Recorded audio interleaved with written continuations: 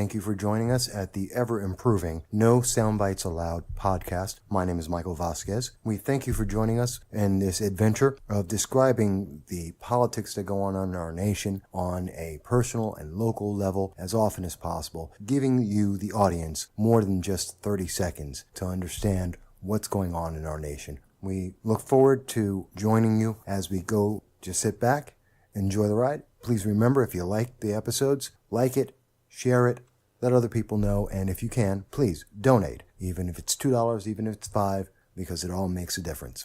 We thank you, and here we go.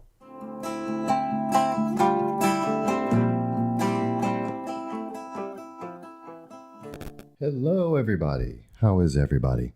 That's right, this is Michael Voss, the Dragon of the Southern Tier, with you at the ever-popular No Soundbites Allowed, and we're doing our simulcast on Facebook Live with the podcast, and just going to go over a few things. Sorry, I'm a little disheveled. It's just a little bit of a late start here, and I apologize. I wanted to start at 12 exactly, and we're about 4 or 5 minutes off.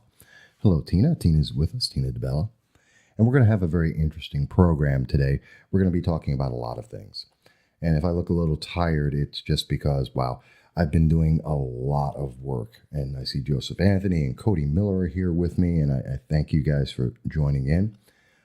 If I look a little tired, I have been doing a lot of research. I have over 50 different pages and articles and contacts and letters with politicians, the state of Indiana, the state of Connecticut, working on this red flag legislation speech that I'll be doing on Monday at the Vestal Public Library starting at 7 p.m. And this is on behalf of the Americans for the Restoration of the Constitution, the AFRTC.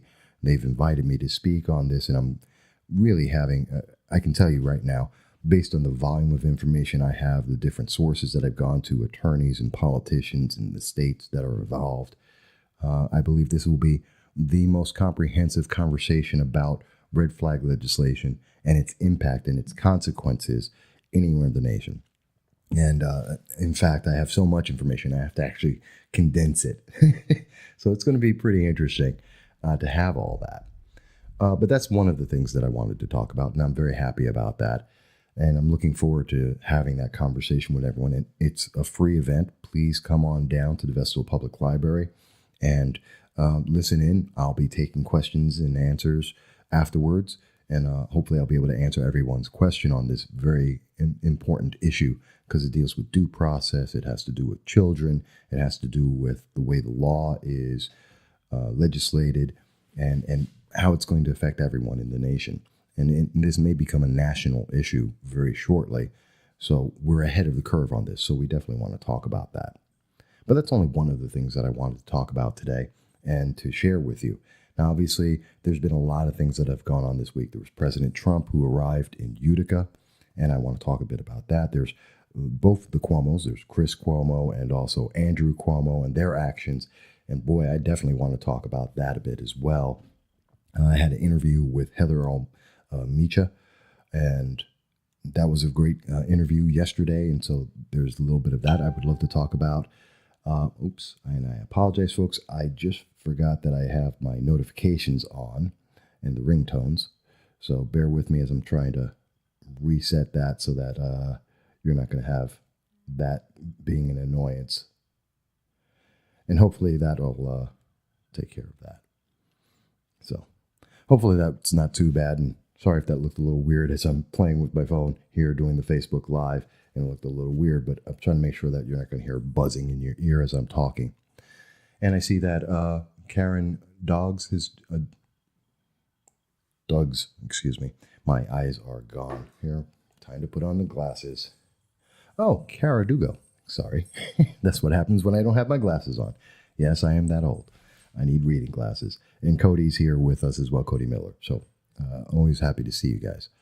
So, and I mentioned I want to talk about the Clintons, both of them, Chris Cuomo, Andrew Cuomo, and the implications of what they've been saying about America, about our lives and our freedoms. And that's going to be very important.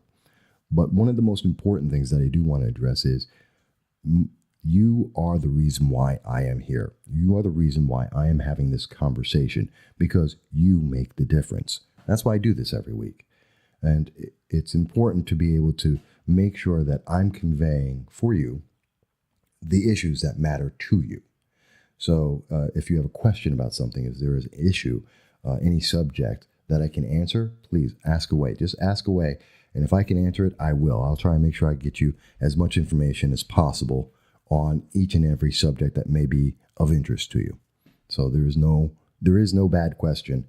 And I will try and make sure that there's no bad answer for you. I'll try and give you the best answer that I can. And it'll be a lot of fun. We've had a lot of fun with that. So let me start with, I know we have a couple people here, and I thank you. And I see Heath Phillips has joined us as well. Thank you, Heath.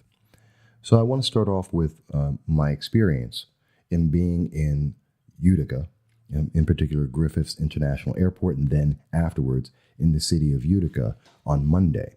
Because as we have heard already, President Trump came into Utica. It was part of a private fundraiser for Congresswoman Claudia Tenney. And there's been some controversy at that time and since. Now, the event was not a public event. It was a private fundraiser for a campaign. That's not unusual. Hillary Clinton has had many of these as well. When she was running for the presidency, she had private fundraisers that cost $100,000 minimum to get into the room.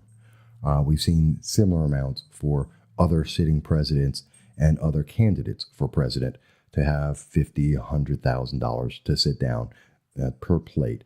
The New York State Republican dinner and I think it's New York State Democrat dinner have had plates of between $5,000 and $30,000 each.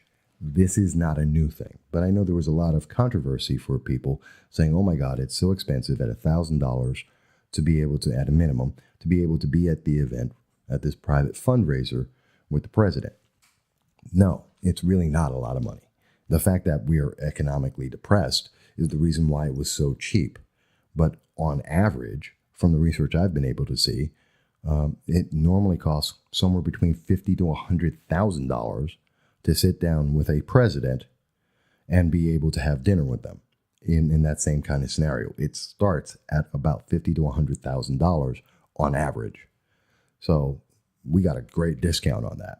And I understand most people wouldn't be able to do that. Then again, it was an event meant for that.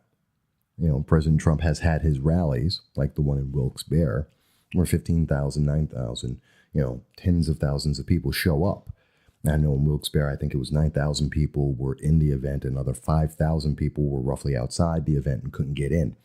So there are the public. That's a different kind of venue. And we may see President Trump come back into the southern tier later this year. If I were to guess, just based on politics in general, I would guess it would be probably late September, mid-October, if it's possible, that we could see President Trump come back. And my guess is that we would probably see President Trump come to Broome County, and most likely Binghamton, because we have the arena, we have the college that has the facilities that both allow for safety for everyone, have enclosure, and allow people to be able to have a large number of people to arrive. And with Binghamton being a hub, far better than the hub in Utica, which allows us both access to airports and onto roadways. In terms of Secret Service, that allows them a lot more options in terms of safety for the president, and it allows the public a lot more ways to be able to get to the event. And, because Binghamton is a hub, and so is Broome County, we may well see him come to Binghamton to be able to have a rally if he chooses to do so. And I would assume somewhere between late September, mid-October, if that is possible. And I'm looking forward to it. Part of that, though, is also our reaction. How well received is this? Now, we saw a lot of people. Now, when I was at the airport waiting for the president to come in, I can tell you that there was a lot of enthusiasm. This is firsthand. There weren't a lot of reporters that were there. You had to get approved by the White House. You had to be approved by the Secret Service. And most of the news media out there were not. In fact, almost everybody, as far as I am aware, everybody at the event was representing some news organization, a network, except me. I was the only independent news member of the press that was approved by the White House and the Secret Service to be able to go to this event, which I'm very grateful for and I'm ever so happy about, because everyone else is a network and they've got these national chains they work with, and so they got their accreditation from there. I've gotten it because I've been doing this for 12 years. So that was really important. And it wasn't really big and flashy. I mean, it's the president coming in. But then again, it's the president on Air Force One coming into Griffith International Airport. And I do have a video of that, of some of the preparation beforehand, watching Congresswoman Claudia Tenney and her son, Trey Tenney, going around talking with people, talking to reporters there, and then the president coming in, and had a great near perfect center shot of the president coming down the ramp, talking to Congresswoman Claudia Tenney, her son, and then going out to the crowd and talking to many of the people, friends and family who were invited to be able to greet the president as he came in. It was a wonderful atmosphere. It was very energetic, very positive. There was one news agency. I can tell you there was exactly one news agency that was not positive. Hey, Jason, it's good to see you there. There was one news agency that wasn't positive. They were actively against President Trump. They were actively talking about how they were against Congresswoman Claudia Tenney. And they were the only disparaging voice. Mind you, they were very loud. And there had to be, between the southern tier, there were 3 news organizations, including myself. In the Utica area, there was another 5 news agencies that I'm aware of that were from the north of the New York 22nd District, and they had arrived as well. So we had about roughly 8-9 news agencies that I'm aware of that were all at the event. And only one of them was visibly, vocally anti-president, anti-incumbent congresswoman. And we can see, and I'm sure if you've looked it over, you can see the coverage that they've provided, and it's been very negative. So that kind of says something right there. It says a lot about what their direction was, what their intent was when they did that. So that's a bit upsetting and annoying, to say the very least. But hey, that's their prerogative. They're a news agency and they can do whatever they want. But I can tell you that the people that were there was about 120 people who were there, friends and family, to greet the president. A couple of them were candidates for the 119th and the 118th Assembly districts. They were there at the event, looking to greet the president. There were just regular people that were there, some from the southern tier, from the Utica area, throughout the entire New York 22nd District. So there was a pretty fair distribution of people. And I know that there's a lot of politicians that were very upset. The mayor of Utica was upset because they didn't get invited. I know the county executive of Oneida County was a bit upset because they didn't get invited. Certain other political figures in the party were upset because in Utica and other parts of the New York 22nd District were upset because they didn't get to go. And it's a little bit of inside baseball, but basically people were invited in terms of their political connections based on what they've done, the support they've provided. And so if they didn't get invited, then, look at what they've done in support of their incumbent congresswoman. And that kind of says that right there. And I don't have a problem with that. Not everyone gets to go. I mean, how many people can go? There aren't a lot of people. And if they haven't been helping a campaign and helping the president, and like the Oneida County Executive, Anthony Pacenti Jr., he was against the president. He was very vocal about not being a supporter of the president. He's been vocal about his lack of support for the Congresswoman Claudia Tenney. He was on WUTQ on Friday, and he acknowledged the fact that he's not a supporter, or has not been a very vocal supporter of the president and or the Congresswoman. He didn't expect to be invited to the event, and he wasn't invited to the event. So that's not a surprise. But so that was the event itself, and in terms of greeting the president, which was fantastic, being that close to Air Force One, and it's a great honor to be able to have been selected as and getting credentialed with the White House press pool. So personally, it was a highlight of my life. it's a great affirmation of the work that I've been doing for the last 12 years. And so I'm very pleased about that. And it was a great honor for me to be able to be part of that and to be able to be part of those greeting the president, because any president, I think it's important. Whether some individuals love him or hate him, that's okay. That's the freedom of, America. But I think it's very important to be able to have that access, and as a member of the press, to be able to have that kind of credentials. And I know here in Binghamton, certain members of the press were not very happy. Matter of fact, and it's a public record, WNBF. Bob Joseph was very upset because he had the question of what made me special. Well, what makes me special is that I do this, that I've been doing this for 12 years. That's what makes me special, Bob. And the White House and obviously the Secret Service also agreed with it. So that's what makes me special, to be able to be invited as the only non-network out there. And you know what? I think it's more important that we have people who aren't networks, because networks have an agenda, whether that's WNBF, whether that's CNN or MSNBC or Spectrum News or Fox News. Networks have an agenda.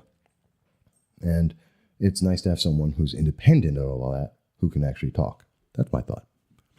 Now, I want to talk a little bit about by the way, folks, remember, you can ask me anything you want about any part of anything that's been going on. But right now, for this moment, I'm just talking about my experience in Utica and how my thoughts about the presidential visit and the fundraiser event. I went immediately after the press was released and able to get out of the Griffiths International Airport. By the way, that airport, if you see the background on it and you see the area around it, that cost $250 million. Think about that. That cost $250 million. Anthony Brindisi, former Congressman Richard Hanna, and State Senator Griffo petitioned and have authorized money from New York State and the federal government to the amount of about $256 million to build up the Griffiths International Airport. And so everything that you saw there in the background, if you see any of the pictures and the video, you'll see all of that cost $250 million. It also generated 11 jobs. So it cost about a little over $23 million per job as of the last reporting I have from New York State Department of Labor, the City of Rome, the FAA. So I hope you were impressed with that landing strip that cost $250 million. It's your taxes. That's what you paid for. I hope it looked really impressive to you. And thank Anthony Brindisi, Senator Griffo, and Richard Hanna for that, because they're the ones who you spent your money on that wonderful tarmac. But that being said, so once we left, I went over to the protest, and I got to tell you, I've been through a civil war in Moscow, and also the civil war in the state of Soviet Georgia, the city of Tbilisi.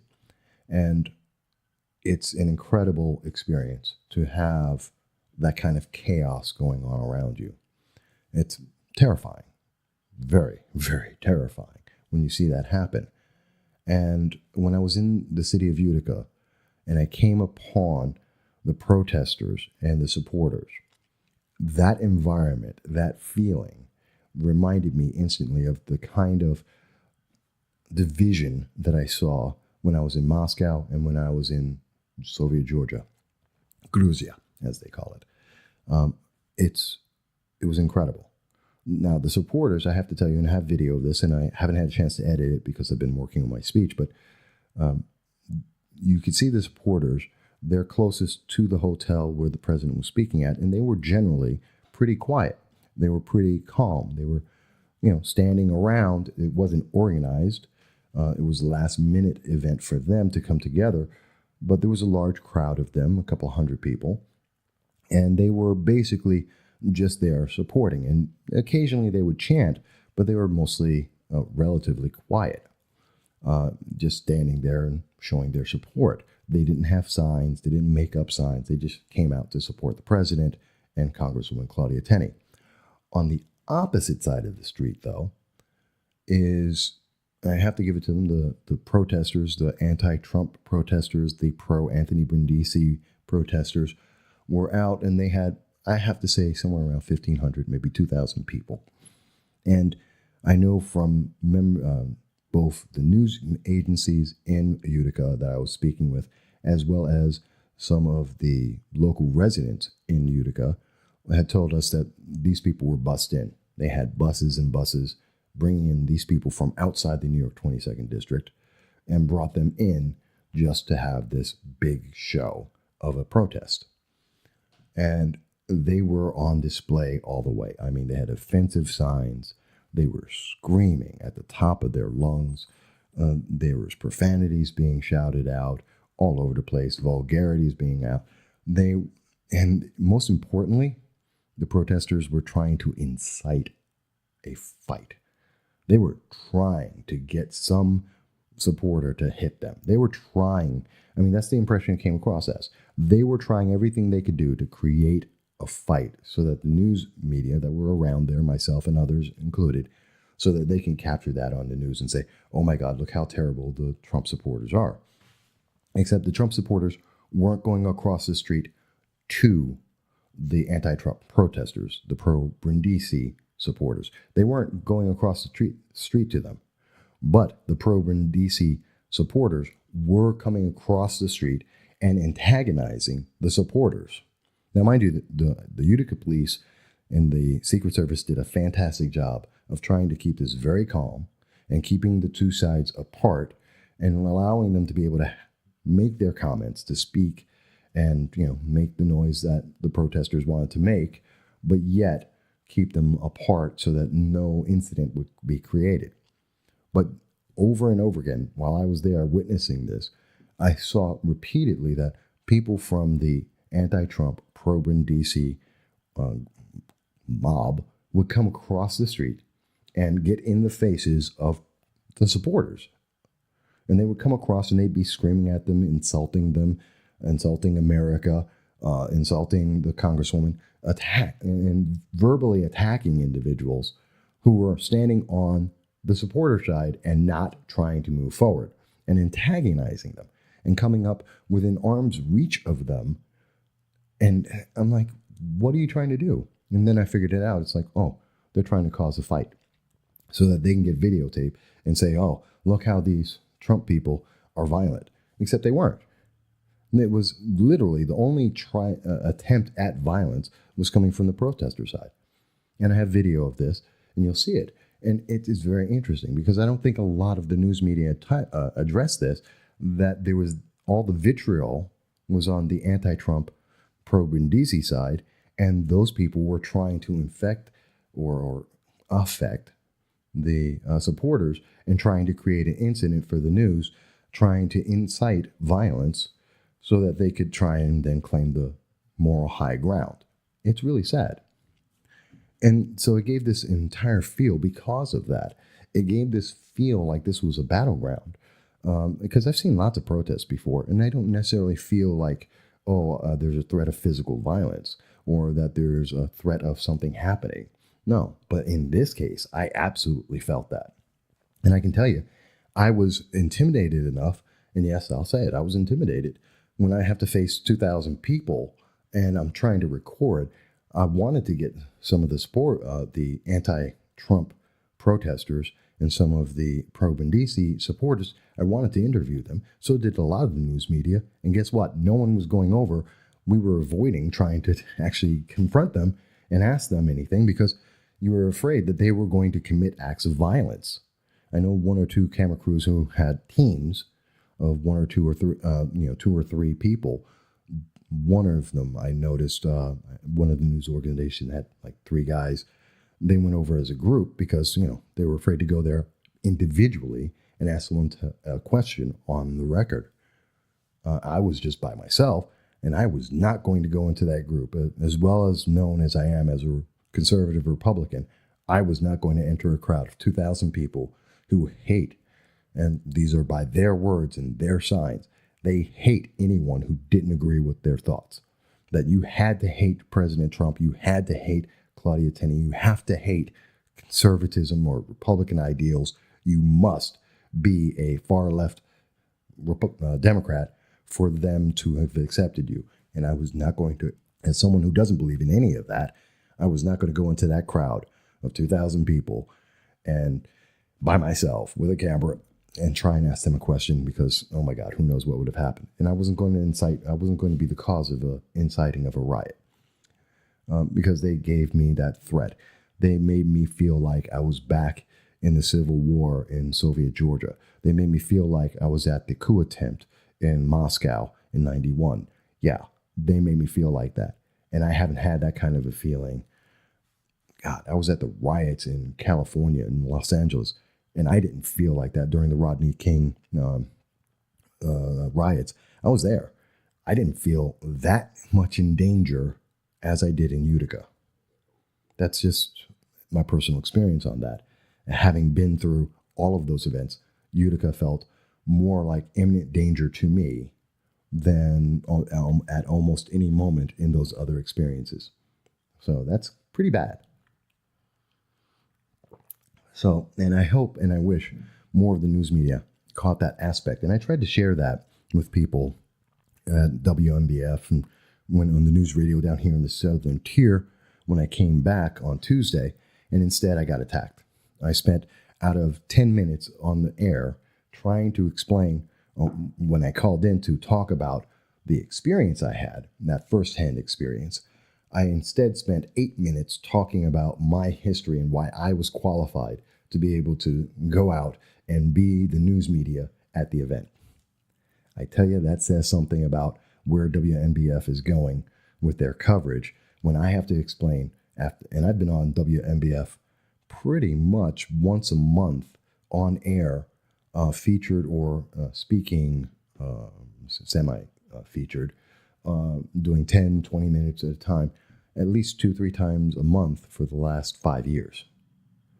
And suddenly I get attacked for 8 minutes on my, why am I justified? I've done over 2,000 articles. I've done over 400 videos. I've done over 160 podcasts. And I have over 5,000 hours of material that I have written about politics in the United States on a local, state, and national level. And yet I have to spend 8 minutes trying to justify or having to justify attacks on my character, my professional character, because I want to say, hey, I was at an event and I want to give the public a first-hand experience of it. I don't know, it's kind of scary. So that kind of really upset me. And I know that some people are now talking about, and there's been since the event, there's been a lot of people talking about, oh my God, well, the federal government should pay for this. No, they shouldn't. Because they never have. They never did it before, and there was never an intent to do that. But what this is about publicity. This is about it's about publicity attacking the actual New York 22nd race. That's what it's about. It's not about the money. It's about making a statement that some people don't like one candidate or another, and they're trying to make a statement about that. That's what it is. Because I can tell you, in each time that the president has gone to a fundraiser, any president has gone to a fundraiser on behalf of a candidate, the federal government doesn't pay for that because that's a private event. So you're not going to get federal funds for that. That was known for the state of Utica before the event took place, and it's true after the fact. So when we hear that some people are saying, oh, well, the federal government should pay for that, either they're completely uninformed on how the federal government works and how they pay, especially on presidential visits that are for a private event versus a rally, or they know about this and they understand it, and this is for a political outcome. And either way, I find that to be either disingenuous or just ignorant. And it's sad. It's really, really sad. And people should be aware of that. And Felicia has joined us, by the way, and I thank you, Felicia, for joining me on this. And I'm just doing a little bit of a review of what happened in my time in Utica as part of the White House press pool, as well as also my experience firsthand in Utica dealing with the protesters and how that felt like, which I don't think many people in the Southern Tier have any experience with that. And I don't believe I saw any of the Southern Tier news members covering the actual protest itself. I believe I was the only one from the Southern Tier that actually did that. But I won't go. So that's a little bit about that. And I wanted to share that with you so you have that firsthand experience. And if you missed any part of that, you can go back and you can, I'll have a copy of this Facebook Live simulcast that'll be posted on the No Sound Bites Allowed podcast itself. And you'll be able to hear all of it and be able to go and review it. And this way you'll hear anything you may have missed. By the way, I should also mention, this is the quote-unquote official 100th episode that I have done for the No Sound Bites Allowed podcast. Now, as I mentioned, I've done over 160 podcasts. That includes the SUNY Broom Republicans. I am a co-host on that podcast. I've worked with a few people on a couple of other podcasts as well. Plus, there's a bunch of podcast episodes that I've done on No Sound Bites Allowed, which I haven't counted as an official episode. Either they were bonus episodes or I counted them as interviews or something separate before I just started counting every episode. Every time I do an episode, I've counted it now as after the fact. I've started counting them all. So we're at 100, but even though if you go onto the website, I think it's actually somewhere like 120 or 130 podcasts that I've done in total for the No Sound Bites Allowed podcast. But this is the official 100th episode. And on Monday, we'll have the 101st when I also present a copy of the speech that I'll be making at the Vestal Public Library. So thank you for joining me at the unofficial 100th podcast episode. And I'm very happy that I've done this. It's been 3 years, and I enjoy being out here doing the podcast with you and having your interaction. I especially love that now I'm doing the Facebook Live to be able to get your interactions and hear from people and have your questions and talk to you about all the things that are going on and having that direct feedback, because there's so few in the news media that actually get that direct contact. And I do have a question from Tina DeBella that just came through. And Tina mentioned, are you familiar with the group PLOT, Progressive Leaders of Tomorrow? I am somewhat aware of them. The PLOT, the Progressive Leaders of Tomorrow, is part of the far left organization of the Democratic Party. They're in line with Citizen Action, Black Lives Matters, and Antifa. They're one of those organizations that are out there. They have very extremist views within the Democratic Party. They are more akin to the Alexandria Ocasio-Cortez socialist direction of the Democratic Party than, say, the regular rank-and-file Democrats would be. And so they're considered an extremist group. And a lot of the members, especially locally in the Binghamton Southern Tier region, pretty much the members of Progressive Leaders of Tomorrow are the members of Black Lives Matters, are the members of Citizen Action.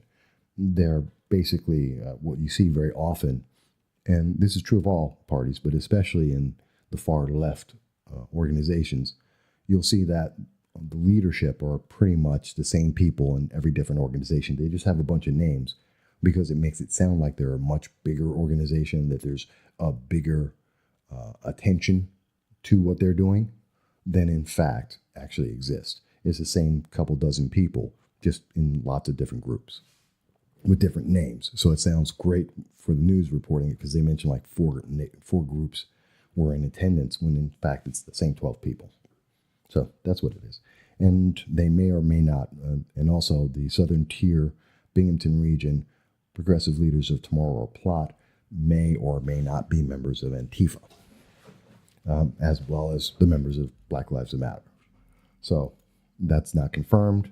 There's some speculation on that internally amongst various members of the press. So I know a little bit about them. I hope that answers your question, Tina.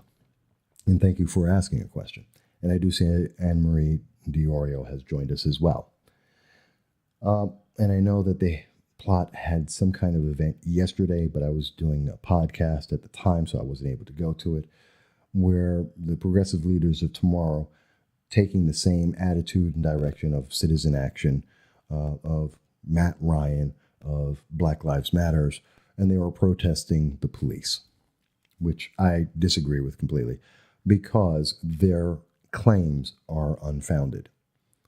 And I believe that the police really get a bat in the media, and with the far left, they get the shaft, and they don't deserve it because it's just not realistic.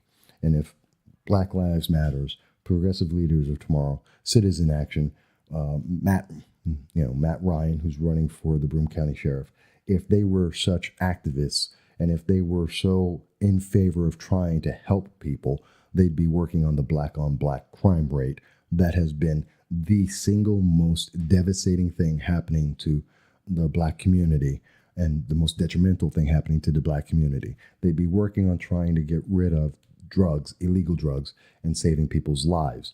That's what they'd be working on if they were truly looking to help people. But instead, they're looking to get media attention, and they're looking to get news and to be able to go out there and just promote their issues for their political advancement because they're actually not doing anything to help anyone. When was the last time you heard political leaders of tomorrow or any of these groups, Black Lives Matters or anything, come out and say, hey, we got to fight black on black crime? When was the last time you heard them say that they're working to try and get drugs out of the black community? When was the last time you heard them say that they're trying to get minorities into the police department to ensure that there is more of a racial balance and a racial sensitivity out there? You don't, because they don't care. That's not what they're looking to do. They're not actually looking to help anyone, in my opinion. What they're doing is they're just advancing their political agenda so they can have more power when it comes to elections. That's it. And I do want to say hello to Heather L. Micha. Miss Micha was with us yesterday in our podcast. I do advise people to check it out because she's a single mom. She's a business owner. She's involved in politics. And she's doing an incredible job, and a student, I should add. And her story is an incredible story. It's a great message, which you don't hear very much. It's, a woman who's, yes, she's a Republican, but more importantly, she's a woman who's been very successful with challenges and continuing to succeed. And that's a message we should talk more about. And that's why I had her on the program yesterday, and we had a very good time. And it was her first time ever being on radio or being recorded. And so I think she did a fantastic job, and we should spread that message around for people to say, okay, especially young women, that yes, you can be successful. You can be a mom. Yes, you can be a student. Yes, you can be a business owner. And yes, you can be involved in politics. You can do all of them and do all of them at the same time, just as she is doing. And we don't hear that message enough. So I do thank you, Heather, for the interview yesterday. And I'm happy to say that it is getting it's popular. And please, everyone, if you haven't heard it, share it around. Now, I do see Tina followed up with a statement, with a question. Yes, they are going after the Binghamton Police Department over the detention and arrest of 2 teen vandals, and I am concerned with the outcome. Well, see, and without knowing the exact case, and I don't, so let me be a little more clear. Oh, and Tina, continue before I say anything. I'll continue with what she says. They are hosting a public meeting and bystander intervention training. I don't know what that means. I mean, really, they are inciting people to insert themselves in police business. Okay, stop right there. Here's a couple of problems. One, they're saying that they're upset about a detention and arrest of 2 teens who allegedly have been were arrested because of vandalism. Again, I don't know the case, but that's what I'm understanding. Well, you're supposed to detain and or arrest people who've committed a crime, whether they're teenagers or not, whether they're black, white, Asian, whatever. They can be from Zimbabwe. They can be from, planet Venus. I don't care. If they broke the law, they're supposed to be incarcerated. Okay. The problem should be more so about the teen vandals. And if political leaders of tomorrow, which is Black Lives Matters, which is citizen action, if they were really concerned about this, then they'd be addressing the fact, why were these kids doing something that was vandalism? Why were they committing an act of vandalism? Why were these teens not given some other opportunity within the community, or why were they not corrected within the community not to do this? That's a bigger question. That's the bigger concern. The culture is the concern. to start there, because this is the result. You're dealing with the aftermath of what happened.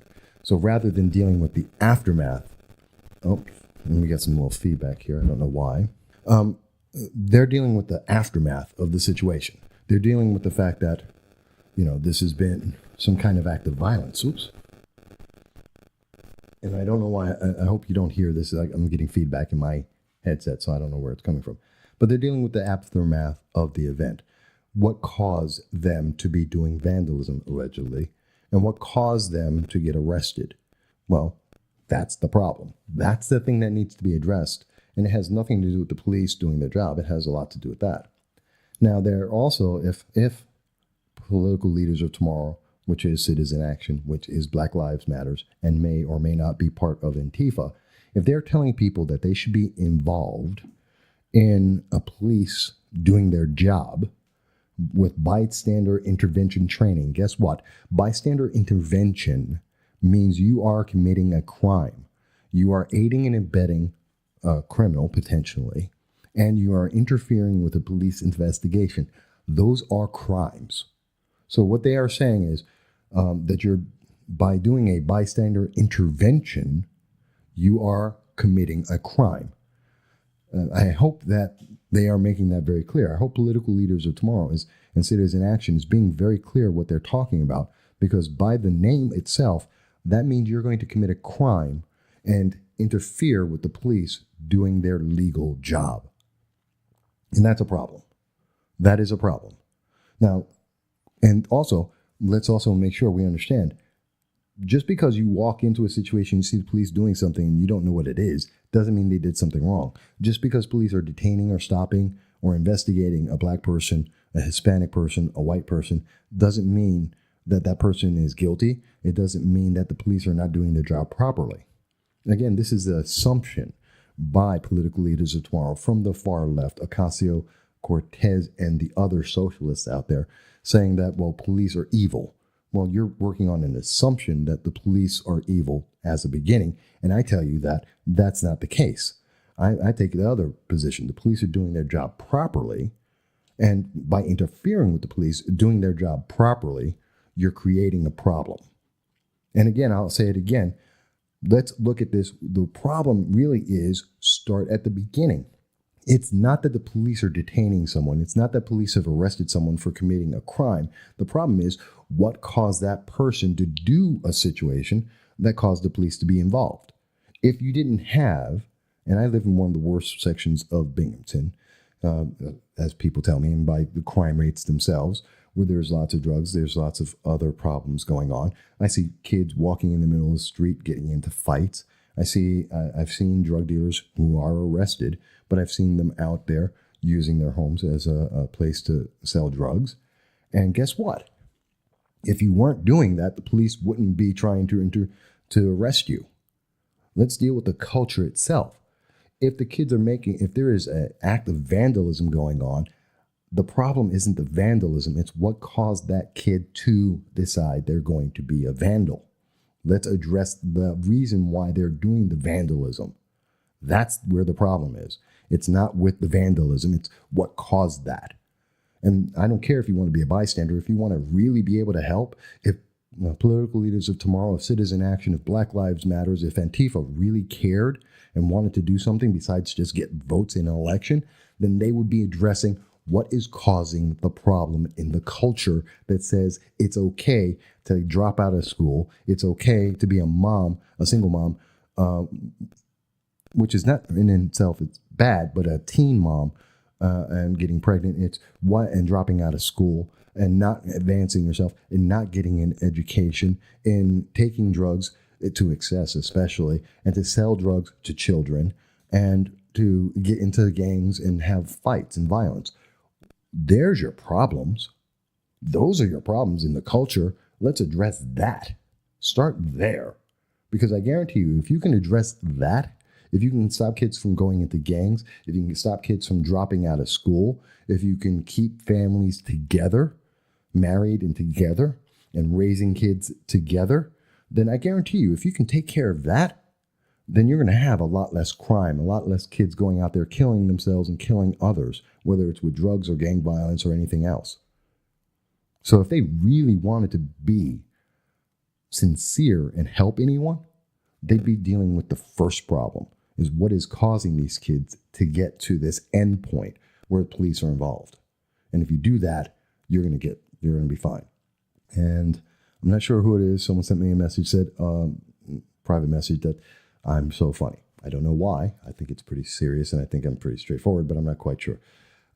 Because I think I'm being direct about this, but maybe not. I don't know. But I take it as a compliment. I don't think it was meant badly. It's just, I get very, probably because some people have never seen me this emotional about this, and so act up. So I do thank you for that. I won't mention them since they're not in the mainstream here, but I do thank you for listening, and I do appreciate that, and I do like that you made the comment. Yeah, I know. I get a little active here. By the way, I also want to thank Manny Priest and Ann Woodward Mallory for joining us here today and listening in as well with everyone else. Now, I have a question because it's kind of related to this. We're talking about political leaders of tomorrow plot. We're talking about citizen action. We're talking about Antifa, the far left, and Alexandria Ocasio-Cortez and the socialist movement in the Democratic Party, and the fact that they are not addressing the root causes of some of the problems that they say that they want to address, that they're worried about the evils in America, that America's evil because we have these problems, except the problems are there because both they and the government to some extent are not addressing these problems and these issues. And so I want to talk to you about, did you hear what Chris Cuomo said this week on Monday? Chris Cuomo came out and he said, and it's related to this, that Antifa is justified in committing violence. It's probably one of the most stupid, most asinine, and most dangerous things I've heard from a member of the press. To be able to go out there and say that to commit violence is both moral and justified, that's wrong. Because let's think about what that really means. What Chris Cuomo is saying, the brother of Andrew Cuomo, our governor, and a Democrat, what he is saying is it is justified for an individual to commit an act of violence against someone else that they don't agree with. Remember when I was just mentioning that my experience in Utica in covering the protest, I was intimidated by the violence and the vitriol that was coming from the anti-Trump pro-Brindisi protesters? That's what Chris Cuomo was talking about. That's what he was justifying. He's saying that if I had asked that question, it was perfectly fine for those protesters to then attack me. Now, he frames this in the question of, well, it's Antifa versus the police, or Antifa against people he doesn't like. But one, that besides, and I'll get into the violation of the First Amendment in a second, but more importantly, what he's talking about is because they don't like it, it's okay. Really? Really? And I understand he's saying, well, no, I mean neo-Nazis. Well, that's not what you're saying. And even then, it's wrong. Because you're talking about initiating an act of violence by an extremist group because they don't agree with other people. Antifa is an extremist group. They're a bunch of terrorists, in my opinion. They're violent thugs, in my opinion. I've said that to them before. I'll say it again. I'm not afraid of them. And I'll say it. I think that Antifa is a bunch of violent thugs trying to impose and intimidate people with their violence to get a political gain. And I think it's wrong. And so when you hear a person on the news media justify this and say, well, it's morally correct. No, it is not. There is absolutely no difference between Antifa and KKK going out and say, we're going to use violence to make sure that anyone who doesn't agree with us is punished. There is no moral high ground there. Yes, Chris Cuomo, you may agree with Antifa and the far left, but that doesn't mean you get to use violence because of that agreement. It doesn't mean that anyone else gets to be subjected to violence because we don't agree with you. That's what we have a First Amendment for, is to protect the ideas we don't like. So while I say that if they want to protest, I'm not going to stop them. I would never want them to be stopped or silenced. But at the same time, they don't get to touch me because they believe they're right. and I'm wrong, and I don't get to do the same thing. That is wrong. The First Amendment protects us in saying things, but it doesn't protect us from inciting violence or acting on violence, and there is no moral superiority for being violent just because you don't like it. Just because you don't like someone. If I don't like yellow cars, I don't get to go car bombing every yellow car I see out there. If I don't like someone wearing the color green, I don't get to attack people because they're wearing the color green. And no, it is not a simplification. There is no difference between that and saying you're a Democrat and I don't like you, or you're a Republican or a Libertarian or a conservative or a socialist and I don't like you, therefore I get to enact violence against you. You don't get to do that. That is wrong. There is no moral superiority there, ever. And anyone who justifies that is in fact justifying their own desire to supersede the freedom and will of anyone else. That is an authoritarian type of tactic and belief. And I'm sorry, Chris Cuomo, you are absolutely wrong. And that is not journalism. That's irresponsible political commentary. That is my opinion of that. Now, you may disagree, and that's fine, but that's the way I feel about it. And I know that Victor Furman joined us, and I do thank you, Victor, for joining us. And I see Tina DeBella also had a follow-up comment. And by the way, folks, anyone else can comment. Jump on in there. Talk to me. I want to hear from everybody on this. There is no wrong answer, and you're not going to be judged badly.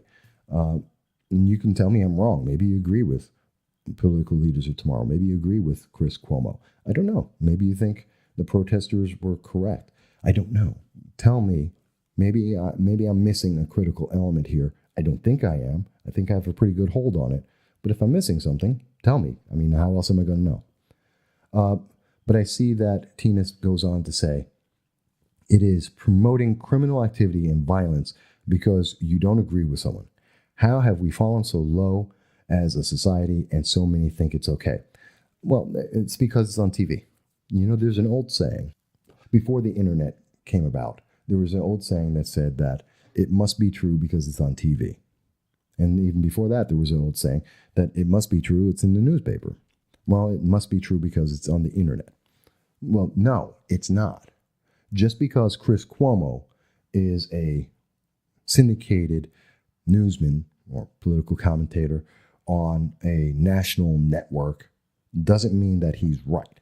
It doesn't mean that he knows something more than anyone else. It doesn't mean he's smarter than anyone else. It's kind of like the way people think that politicians are smarter because they were elected. No, their IQs don't go up because they got elected. I've known far too many politicians to ever believe that. And I know politicians of every party and every political preference and ideology. And I can tell you that no, none of them got smarter because they got elected. They're just as smart as they were the day before. It's just that some of them are more popular. And the same thing with Chris Cuomo. Chris Cuomo is no smarter because he's involved in network news. He's no smarter than he was any other day. And his beliefs, especially in this one, in this case, I think is absolutely wrong. It doesn't make him morally superior to anyone.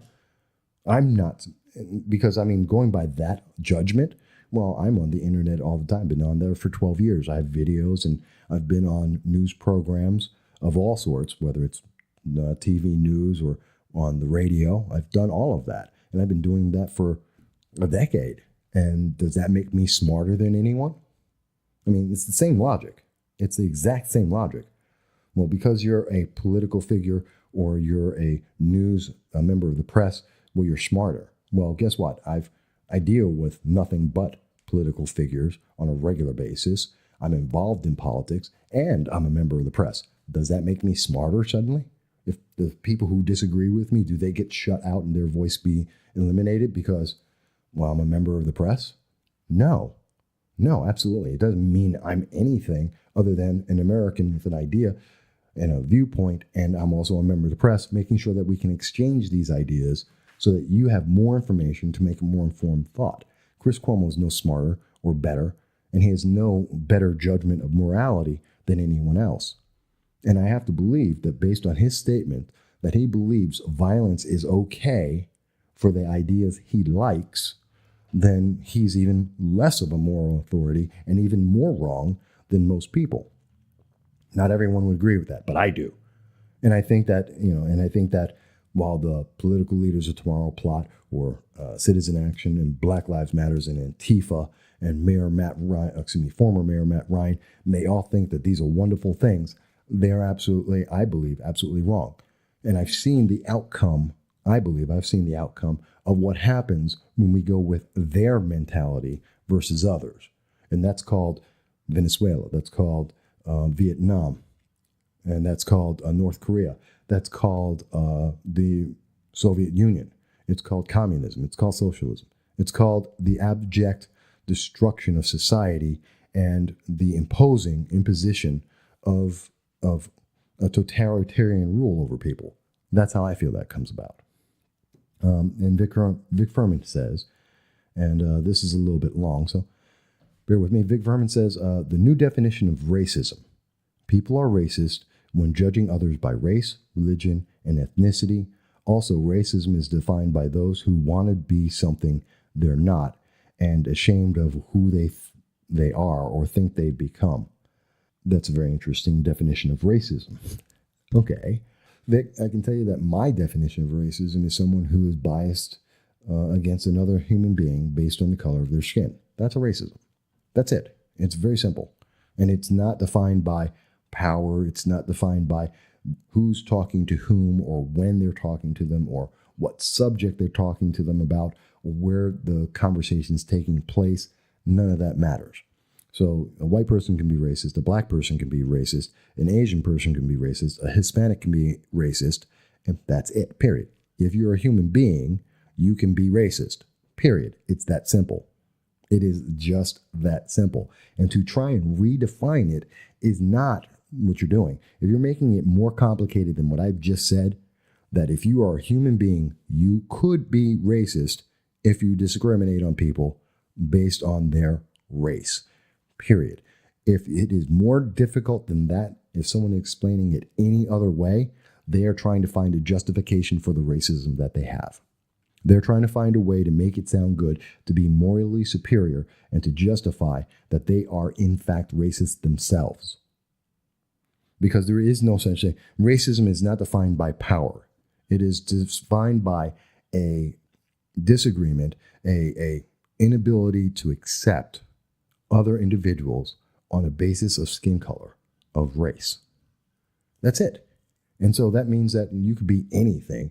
You can be polka dot. And if you don't like people who aren't polka dot, then you're a racist. That's it. And so when I hear people say, well, you got to support black people because they're black. No, that's racism. No, they're individuals. You know what? I'm not just black and I'm not just Hispanic. I mean, what is that? That's just a box. I'm not some kind of box. No one is. Vic, you're not a box. Tina DeBell is not a box. All of the people who are watching this, Cody Miller, you're not a box. No one here is a box where you're just like, okay, well, you are in the box because you are black. So you're in that box. And that's all you can be. You can't be anything else. You're just black. Well, I'm sorry. I'm also educated. I'm 50. I'm wise, at least to some degree. I have opinions and ideas, and I have issues that I try and promote and other ones that I want to bring light to. Guess what? I'm not just black, whatever that may be. I'm not just Hispanic, whatever that may be. Besides, who gets to define what all black people are, or all Hispanics are, or all whites are, or all Asians are? I mean, what's that thing that makes us all just that, besides the color of our skin? And if someone is trying to tell you that you are just this, you are just straight, you are just gay, you are just whatever, you're just a Christian, you're just a Muslim, you're just an atheist, if that's all they think you are, then they have absolutely no understanding of what a human being is. Because no one is just that one thing. You're not just a checkbox. You're not just this one category, which is the basis of far left politics today in America. You're just a box. You can only be what someone has defined fits a box, and you're no more than that. regardless of what your individual beliefs are and your individual actions are and your individual capabilities are. You're just that box. And I'm sorry, that is inherently wrong, because that is not how human beings act. That is not what human beings are. We are individuals, and we have individual expressions and individual actions, and we have individual beliefs that vary from person to person. And to put everyone in this lump and say, you can only be this and you will never be more. I'm sorry, screw you. I disagree. And I will not accept that. I do not accept that. And I have a constitution that allows me to not accept that. And if someone wants to disagree, they have all full freedom and right to be able to disagree with that. That's what the First Amendment is there for. You don't have to agree with me. You don't have to accept the terms that I'm saying. You don't have to say that this is right. But you know what? You can't stop me from saying it. And I tend to believe that my definition of racism, my definition of ignorance and moral inferiority, as expressed by Chris Cuomo, is correct. I think most people would agree with it. I think it's something that's more universal and more universally accepted. But you listen to the far left, and because of their loudness, because of their anxiety, their attack, you would think that they've got these huge crowds with them. No, they don't. They really, really don't. They're just very vocal. But being loud doesn't make you right. Just because you yell louder than most people can doesn't mean that you are correct in any way, shape, or form. Just because I'm out here, and again, it goes back to you're on the internet, so you must be right. No, you're on TV, you must be right. No, that conveys absolutely no amount of logic whatsoever. It doesn't make it correct at all. So I don't know. I'm just very upset about this. I really, really am. I'm very upset about this. Give me 1 second. I see Joseph Anthony has also joined us here. And thank you for joining us here, Joseph. Hang on, I'm just responding to something as people are talking to me as well. And I'm glad. Please, I love this interaction. These are things we need to talk about. This is a discussion we need to have. We need to be able to define this and say, is this correct? Is Chris Cuomo correct in saying that it's okay to use violence against people who don't believe what you believe? Is that correct? Because I don't think so. I absolutely do not think that's correct. I disagree with Black Lives Matter because they believe that. Political leaders of tomorrow believe that. I don't agree with them. Antifa absolutely believes in that. And Chris Cuomo thinks they're right for that. And I think that's absolutely wrong. They're terrorists. They're thugs. You know what? The mayors in California, in many cities, and political leaders across the country who've been witness to and have had to deal with the aftermath of Antifa don't agree with Chris Cuomo. And I think they have a pretty good hold on that. But just because Chris Cuomo, who is a multimillionaire in a family of multimillionaires, because America made them great, and because people lived by the First Amendment and said they have a right, because they became Americans, their family, they have a right to be able to have the American opportunity to grow and improve themselves. Well, because of that, they've taken advantage of it. And now that they've taken advantage of it, they want to deny it to other individuals. I'm sorry, I don't agree with that. Just because they have some political power, because they have some wealth. No, I don't. Sorry, that's just the worst thing I could possibly hear. They piss me off. They piss me off. So that's just one of the things that's really aggravating me about that. And I got to tell you, going even further with that is, we're talking about Chris Cuomo. How can we leave out his brother, Andrew? Well, before I even get to that, Tina also mentioned, by the way, anyone who's listening, you can all comment. Please do. Everyone is welcome to make a comment and to ask me a question or speak about this. We all have ideas. We should share them. But Tina did mention, do you think there is anything that can be done about the social media censoring of conservatives? Technically, they are privately owned, but haven't they actually become a monopoly? Well, there's a couple of parts to that, Tina, and let's try and address that. Let's take the first part. Does a company, a private company that uses social media, or social media is their platform, their business model, do they have the right to censor other individuals? And the answer is yes, they do. That's a fact. They do. But please understand, and I understand they're a private business, they can do whatever they want. But what these private businesses have done is they have set up a set of rules, a very explicit set of rules that said that if you can do whatever you want within these guidelines. These are our rules of conduct. And if you are within these rules of conduct, then you have the ability to share whatever thought and message you want, whether that message is correct or not, whether they agree with it or not, whether or not it's politically correct or not. You have the right to say anything and do anything you want on their medium, so long as you don't break the rules. That is what's supposed to happen.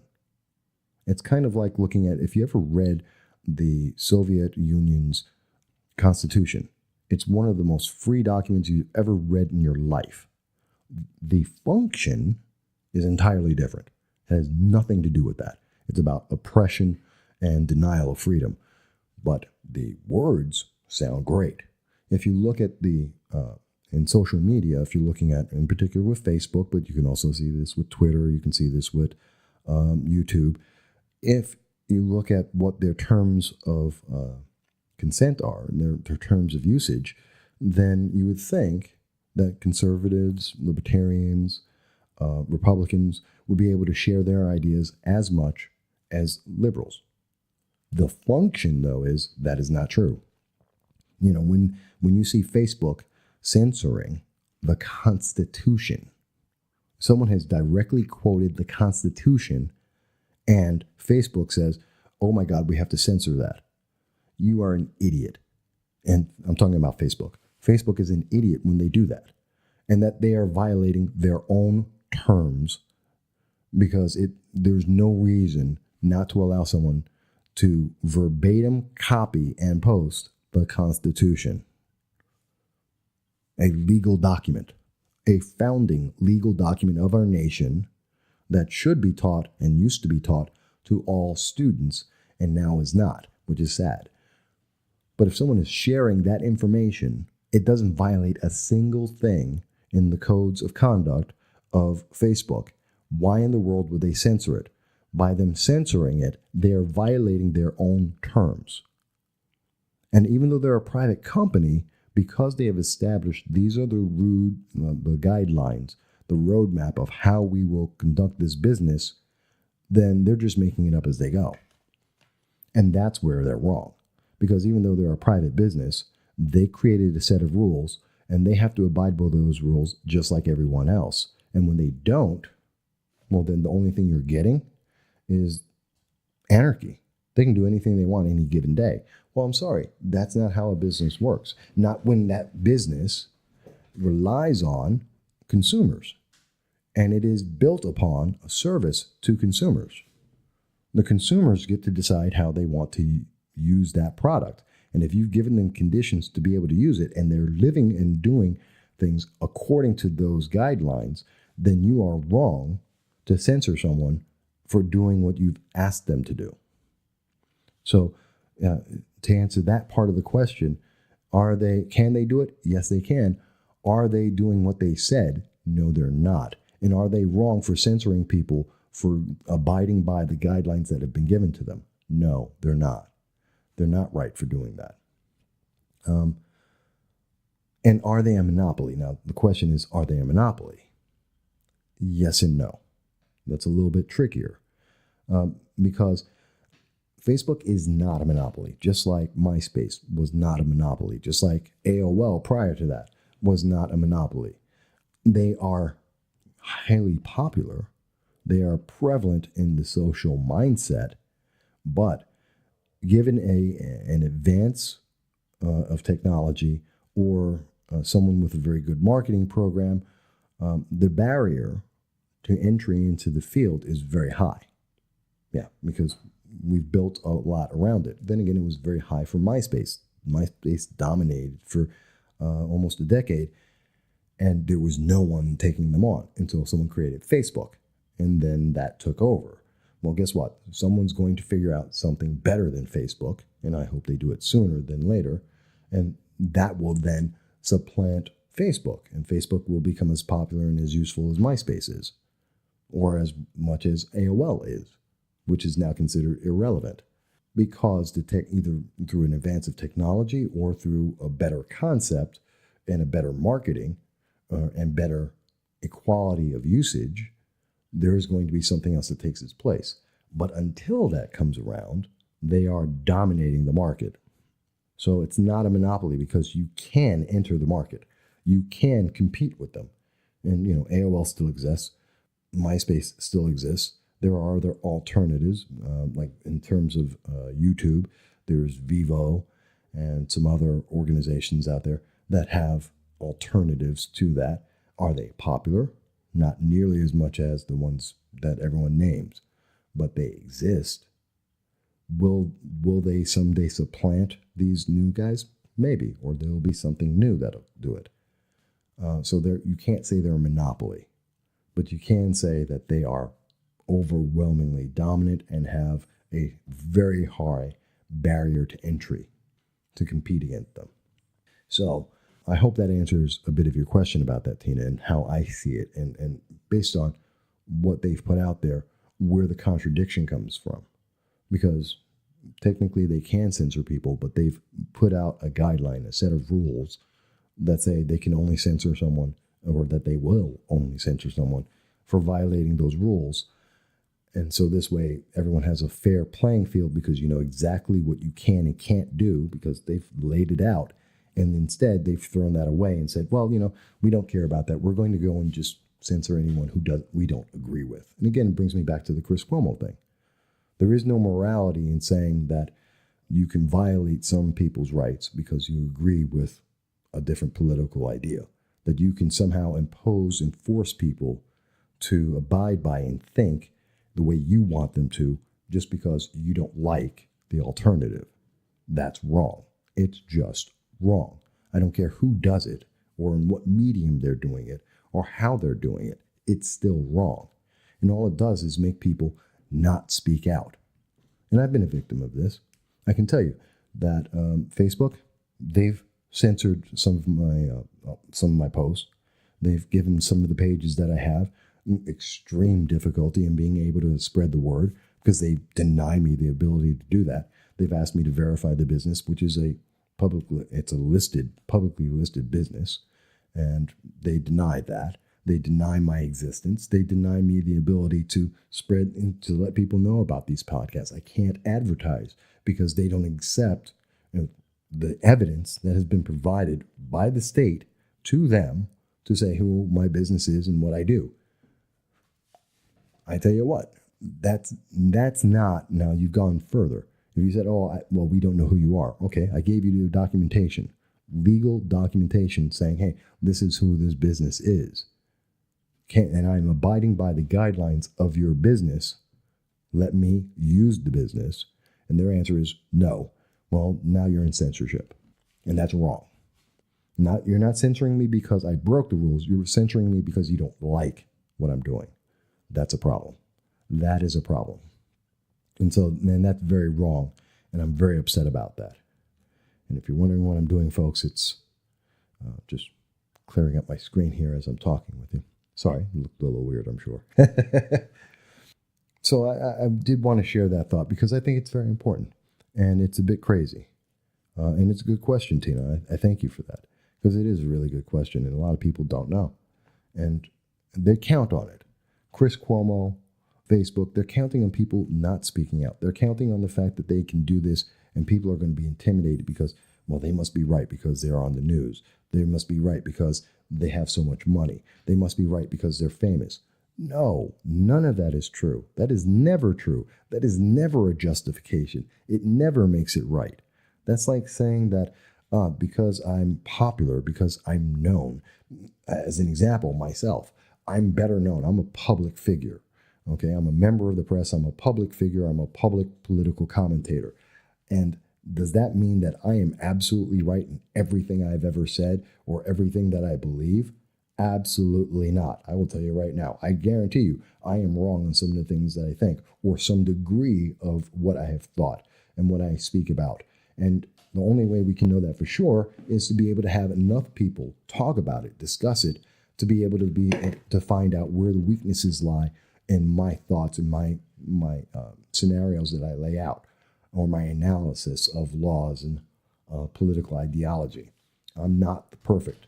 I don't have the perfect economic plan. I don't have the perfect social plan, and I shouldn't, and I don't want to. And I don't want everyone to believe me blindly and just do things because I said so, just because I'm more popular than they are, because I'm a public figure, and because I'm a member of the press and I'm involved in politics. Those aren't reasons. If you agree with me because you agree with the principles and ideas that I say to whatever extent, then you agree with me to that extent. Whether it's 100% or whether it's 50% or 25%, that's your choice based on your knowledge, your investigation, your personal opinions, because you're an individual. You're not a group of people. You're not some kind of empty block that has no voice and no thought. I don't agree with that. But that is what the left is offering. That is what the far left is offering. That is what Citizen Action is offering. That's what Black Lives Matters is offering. That is what political leaders of tomorrow is providing. It's actually progressive leaders of tomorrow. This is what they're offering. This is what Alexandria Ocasio-Cortez and Senator Bernie Sanders and Senator Elizabeth Warren, this is what they're offering. That you must do what they say because they say so. Because they're smarter than you, somehow. Because they don't have better life experiences than most people. They're not smarter than most people. They're just in power. And that doesn't mean much to me. That doesn't justify anything. That doesn't make them right. It just means that they have an idea and they have a soapbox to speak out of. So what? So what? I've seen some of the most intelligent people I've ever met in my lifetime across this nation have never been involved in politics, don't own businesses, and don't have college degrees. But they're absolutely brilliant, and they're incredible people who do wonderful things. And I don't care that someone else who has a degree, or maybe doesn't, and is in politics, or maybe isn't, and is popular either on TV or social media or some other format, says that, well, they have the answer and everyone else is wrong. Screw you. I don't agree with that. I do not agree with that. No. And I don't believe I will ever agree with that. That is wrong. And the more that has power, the more terrified I am for us as a nation and as a people. Absolutely. So, these are my thoughts on it. Now, you may disagree, and that's okay. You don't have to believe me. You don't have to agree with me. You don't have to agree with me 100% or even 50% or 25% or somewhere else in between there. You're a human being with your own thoughts and emotions and experiences and knowledge, and you can agree or disagree as much as you want. This is your right. This is what makes America great. It is an idea that obviously the brother of Chris Cuomo, Governor Andrew Cuomo, does not understand and does not agree with, because he said that America is not great. We've never been great, according to Andrew Cuomo. Now, I understand since that statement, he has come out and eventually said that, no, America is great. You just misunderstood. No, we didn't misunderstand him. He was very clear. It was 32 seconds. He was absolutely clear in his statement that he believed, and he was absolutely sure when he said it. Look at the YouTube video that's uncut, and you will see he is absolutely being honest with people that he doesn't think America was ever great. That's his opinion. Now, I think it's insane. I had a friend of mine, who I went to college with. He asked me a question. He said, Mike, well, can you show me any proof of when America was great? And my answer to him was, let's start, freedom of speech, right to bear arms, the fact that the power of all power resides with the people and not the state, which is the 10th Amendment. These are the reasons why America is great. This is how long America has been great. Because of that. Because of our Constitution. Yeah, we've always been great. You know what? Got zero answer back. How do you fight against that? Oh, those aren't great things. No one else in the world has these things. No one else in the world is guaranteed these things. Just in America. Absolutely guaranteed these things in America. You can't do that. Not even in combination, in totality, and in breadth. You can't do this in other nations. You aren't guaranteed this in other nations, but we are. That is great in and of itself. And you know how great it is? It allowed the family of the Cuomos to come into America, become citizens, and have their kids become multimillionaires, supremely influential in the politics of this nation and this state, and to be able to be successful at that in just a couple of generations. Tell me, where else are you going to do that? You're going to go into Uganda and do that? You're going to do that down in Venezuela? You're going to do that in Cuba, North Korea, China, Soviet Union? Hell, you can't even do that in England. You can't.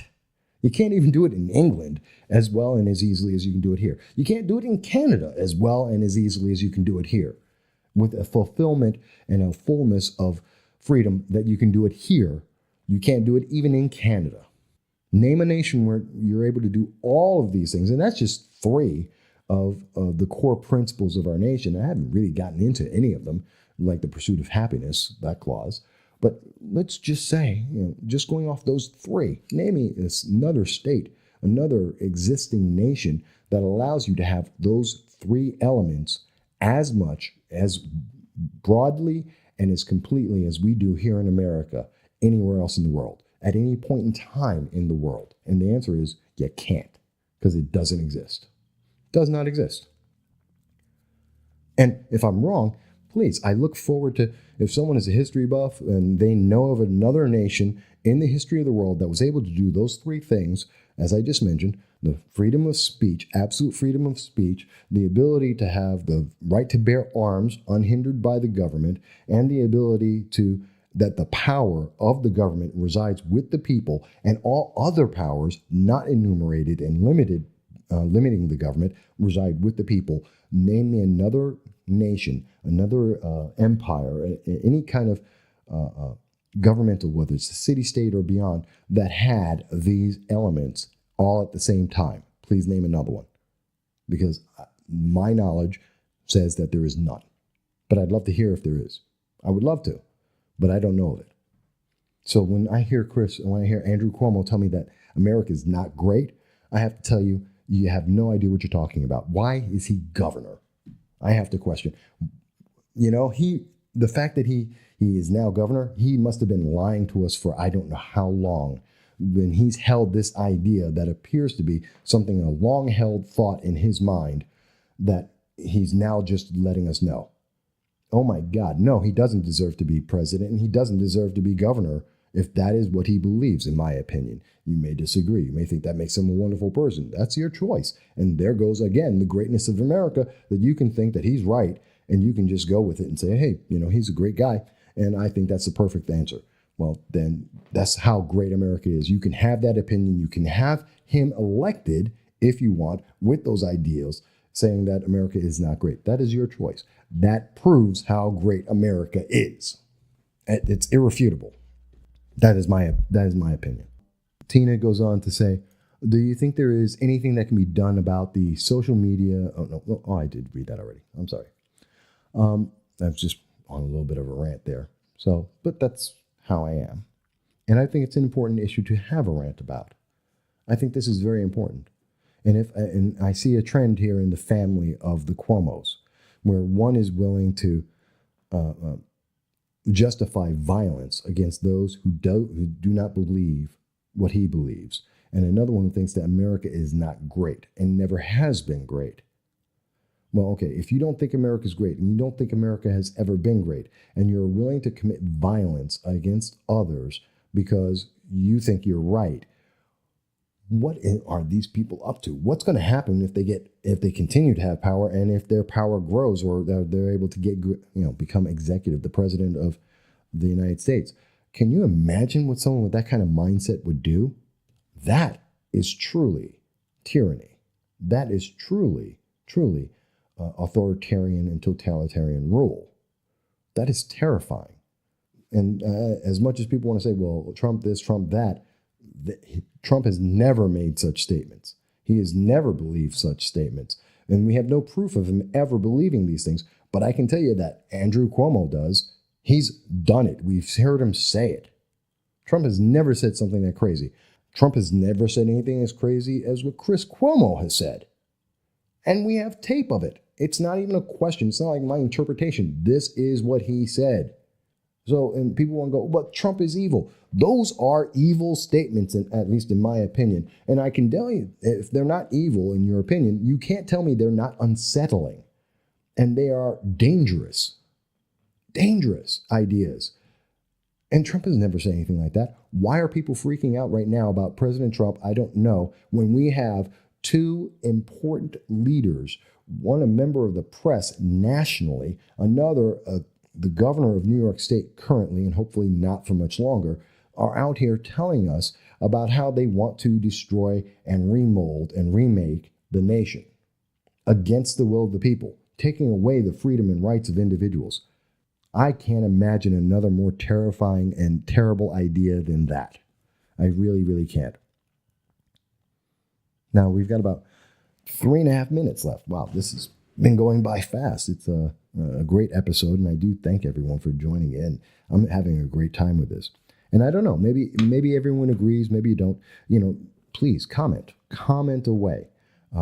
It's perfect because my phone has got about 5% more power, so we'll make it just in time. So if it cuts out for some reason, other than Facebook, dropping me out because of their censorship, but if it cuts out, that just means the power went dead. But I should be able to make it the next 3 minutes here and be able to finish up. But I want to thank you all, everyone, for listening, to being involved. Share this. Let other people see it. Tell me your thoughts. Give me your comments, either directly through email or on Facebook or on my podcast, the No Sound Bites Allowed podcast, and make a comment on there. Let's share this. Let's talk. Maybe I missed something. Tell me what I'm wrong on. If you believe I'm wrong, tell me where I missed it. Tell me where I'm wrong. Show me how I am wrong. I can't learn and we can't grow as a nation and as individuals if we don't have this discussion and say, well, here's what you missed. Here's the part that's important to understand how Antifa is a good thing somehow, which I don't agree with. Or somehow how political leaders of tomorrow, progressive leaders of tomorrow is so different from Antifa or Black Lives Matters or Citizen Action, and that they're actually out there trying to help black people by actually being involved against black-on-black crime, which I've never seen and I've never heard them say, and I don't believe they do. But okay, maybe I'm wrong. Tell me where I'm wrong about that. Tell me how Chris Cuomo saying that and advocating for violence against people you don't agree with, tell me how that's a positive for the nation and how that leads to any positive impact and any positive outcome whatsoever for our nation. I don't see it. But please, if you think it does, tell me, because I will never be able to understand these things unless you are able to give me an example and show me how. And that's how we grow as a nation and how we grow as individuals. And I want to grow. Let's have that discussion. Because you know what? The major news media is not going to have that discussion. They're trying to guide you to agree with anything and everything they say without question. I believe in question. I believe in having that discussion. That's why we do political commentary on top of some news, because we want to have that conversation. And to go back to another theme earlier in the conversation, and again, if you haven't heard anything here, you can always go back and you'll see it on the No Sound Bites Allowed podcast. You'll be able to hear the whole conversation. But to go back to answer a question from WMBF, yes, this is why I got selected by the White House and the Secret Service for the White House pool, because I'm willing to have a conversation and discuss these ideas at length without any kind of interference from a corporation or a network. And I'm willing to say that if people don't agree with me, it's okay, and I'll have that conversation rather than trying to shut them down or attack them. So that's just my thoughts there. And I hope that everyone's had a good time with this, and I do hope that everyone will come out on Monday, August 20th at 7 p.m. to the Vestal Public Library to join me as I speak about the red flag legislation that is pending in New York State and many other states, and possibly on a national level in the next session, and how this is going to affect individuals on their lives, how it personally affects people, and how it's going to affect families throughout New York State as well as other states in a way that no politician is willing to actually publicly discuss, even though it is an absolute fact of, and which I can prove and I can show, and I will go into in the discussion about how this is going to affect so many people in so many ways that aren't being told to them, that this is being done in secret, and you should be aware of it before it suddenly you wake up overnight, kind of like with the SAFE Act, and suddenly it's law of the land and you're suddenly being affected by it. You don't want to have that happen. At least be aware of what this is. If whether you agree with it or not, at least be aware of it so that you can be better able to deal with it when it becomes law and someone's knocking on your door and taking away your kids and your guns. But with that said, and also lastly, I do again say, please, if you haven't, you can always check back. We have over 100 episodes here. This is unofficially the 100th episode of the No Soundbites Allowed podcast. I hope you've enjoyed it. Please do check out all the other podcasts and simulcasts that we have done. And also listen to the Heather L. Micha interview that was done on Friday and tell me what you think about that. But with that said, I thank everyone. We've been here for about an hour and a half, so I'm a little tired. My voice is a little raw, but I thank you. I hope everyone's going to have a great time. I'm looking forward to the comments. I always read everything everyone has to say, and I'm looking forward to talking to you again next week as we go forward. Thank you, everyone. You have a good weekend.